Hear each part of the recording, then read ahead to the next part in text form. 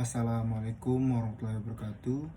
Saya Julianto Widi Saputra, NIM 2021-22024, kelas reguler pagi B, akan mempresentasikan tugas sistem informasi 1. Yang pertama, unit bisnis. Unit bisnis adalah bagian atau departemen bisnis yang berjalan sebagai entitas otonom. Keuntungan mereka biasanya diperlukan secara terpisah daripada bisnis secara keseluruhan. Mereka memiliki pesaing mereka sendiri dan seorang manajer yang bertanggung jawab untuk operasi. Contohnya yaitu Hokben. Hokben adalah nama baru dari Hoka. Hoka Bento adalah jaringan restoran makanan cepat saji yang menyajikan makanan bergaya Jepang yang berbasis di Jakarta, Indonesia. Hingga kini, Hokben memiliki 170 gerai per akhir Januari 2020 yang tersebar di Pulau Jawa, Bali, dan Sumatera. Nama Hoka Bento sendiri berasal dari bahasa Jepang yang berarti makanan hangat dalam kotak. Hoka Bento memiliki beberapa pesaing yang cukup kompetitif yang berpengaruh pada keuntungan atau laba yang didapatkan perusahaan, antara lain yaitu KFC, McDonald's, dan lain-lain. Kepuasan pelanggan merupakan salah satu prioritas pemasaran yang sangat penting. Selanjutnya, 5 faktor Porter V Force. Sebagai pembisnis, Anda tidak boleh menganggap remeh persaingan dalam dunia bisnis.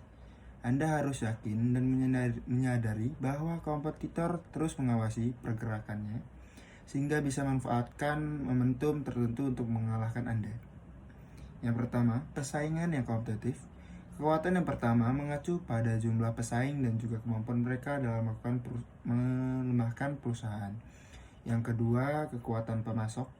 Bisnis yang dijalankan oleh sesuatu perusahaan pasti tidak akan bisa lepas dari input barang atau jasa sebagai suatu bahan baku untuk proses produksi produk. Yang ketiga, kekuatan pelanggan. Salah satu faktor penting dalam mencapai kesuksesan dalam berbisnis adalah dengan tidak meremehkan kekuatan dari pelanggan.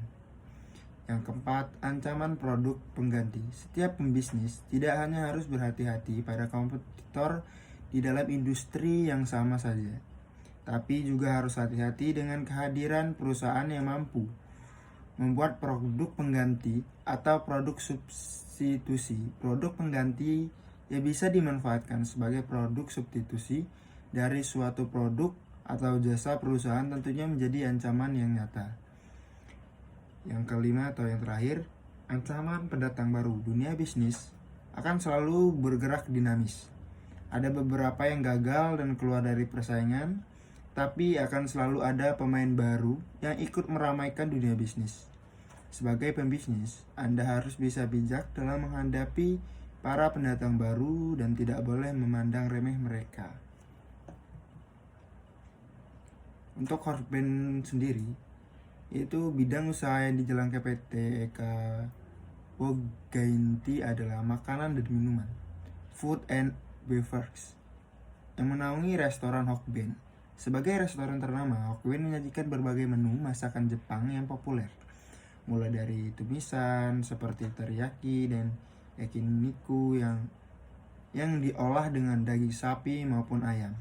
Strategi komunikasi pemasaran yang dilakukan oleh Hokben adalah dengan mengelompokkan produknya berdasarkan segmentasi pasar anak muda dengan kehadiran menu-menu kontemporer dan dinamis.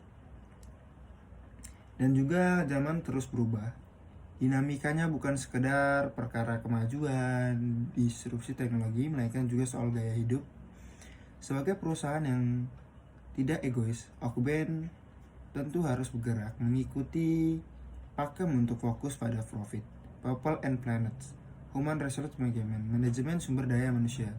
Terdiri dari bagaimana termasuk dalam rekrut, mempekerjakan, pelatihan, pengembangan, kompensasi, dan jika perlu menolak atau merumahkan karyawan. Atau disebut dengan aktivis utama. Premeti aktivi merupakan kegiatan pokok yang dilakukan oleh sebuah perusahaan untuk memberi nilai tambah berhubungan dengan produksi dan penawaran nilai yang lebih besar daripada pesaing kepada pelanggan. Mungkin sekian penjelasan saya. Saya akhiri. Wassalamualaikum warahmatullahi wabarakatuh.